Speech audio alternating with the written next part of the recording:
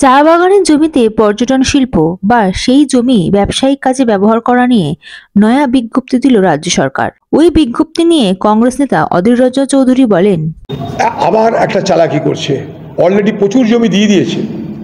আপনারা সবাই জানেন এই বাংলার উত্তরবঙ্গে দার্জিলিং এবং তার নিচে এলাকায়, তরাই এলাকায় টি টিম্বার ট্যুরিজম তিনটে মানুষের রোজগারের রাস্তা।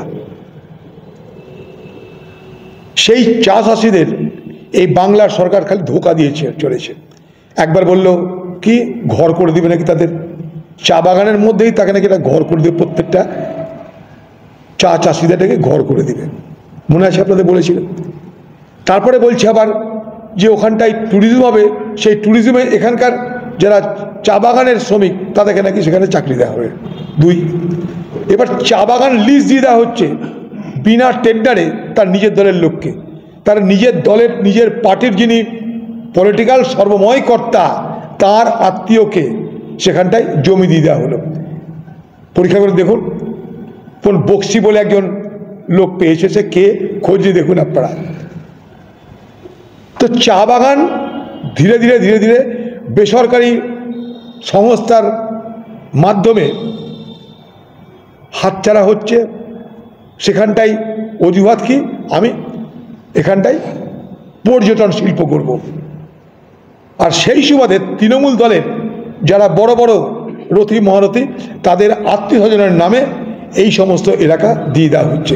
পার্টি বাঁচাতে হবে তো, নেতাদেরকে কিছু না দিলে নেতারা রাজনীতি করবে কেন? তাই যা আছে দিয়ে দাও, চাষিরা ভোগে যাক, আদিবাসী ভোগে যাক, সমাজ ভোগে যাক, আমার নেতারা সুখে থাক, ব্যাস। তাহলে তারা আমার জন্যে পার্টি করবে, মস্তানি করবে, জাল ভোট জাল করবে, সব কিছু করবে। এটাই বাংলায় আজকে রাজ্য জুড়ে চলছে দিদির নেতৃত্বে। চাষিদের সরকারি নিয়ম অনুযায়ী যে পরিমাণে সার পাওয়ার কথা ছিল সেসব সার জাল করা হচ্ছে। এর ফলে বড় ক্ষতির মুখোমুখি চাষিরা। ভূসার বিক্রির অভিযোগ তুলে কৃষি দপ্তরে চাষিরা। রাজ্য জুড়ে সারের কালোবাজারি নিয়ে চিন্তায় কৃষকরা। এই নিয়ে কংগ্রেস নেতা অধীর রঞ্জন চৌধুরী বলেন, এবার সারেও জাল। কোথায় যাবে বাংলার মানুষ, বাংলার কৃষি, বাংলার ছাত্র, বাংলার শিক্ষক, বাংলার শ্রমিক কোথায় যাবে? জাল আর জাল। সারা বাংলা জুড়ে দুর্নীতির জালে আমরা সবাই বন্দী।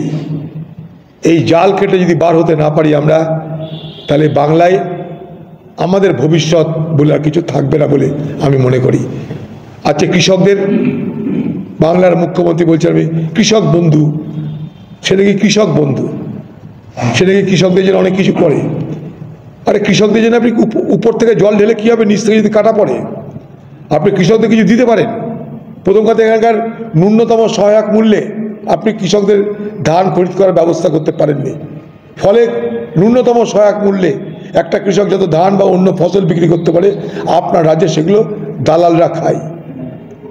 ঠিক একইভাবে আজকে কৃষকদের ভাতে মারার ব্যবস্থা করছেন, যে তাদের ফসল কি করে উৎপাদন হবে যে তারা জাল সার তাদের কিনতে বাধ্য হতে হয়। দায়িত্বকার কৃষি দপ্তরে। তারা কি করবে? যারা যারা সার বিক্রেতা, সে রিটেলার হোক, সে ডিস্ট্রিবিউটার হোক, সে সাপ্লায়ার হোক, যেই হোক, সেই সমস্ত জায়গায় প্রশাসনের পক্ষ থেকে কোনো তত্ত্বাবধান, দেখভাল, কোনো দায়িত্ব নেই। তাই আজকে আড়তদাররা যারা বেআইনি কারবার করে বা যারা নীতিহীন সমস্ত আড়তদার, আনস্ক্রুপুলাস ট্রেডার যারা, আজকে তারা এইভাবে বাংলার কৃষক সমাজকে ঠগাচ্ছে।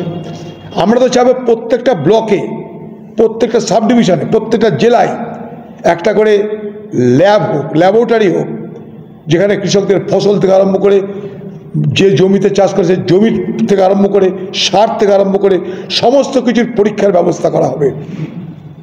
ল্যাব করা হোক, এগ্রি ল্যাব প্রতিটা ব্লকে ব্লকে, যেখানে কৃষকরা সব কিছু পরীক্ষা করাতে পারবে। Bureau report, ND Bangla news. সবার আগে সব খবর, সঠিক খবর পেতে ফেসবুক পেজটি ফলো করে এবং ইউটিউব চ্যানেলটি সাবস্ক্রাইব করে রাখুন আর শেয়ার করতে ভুলবেন না।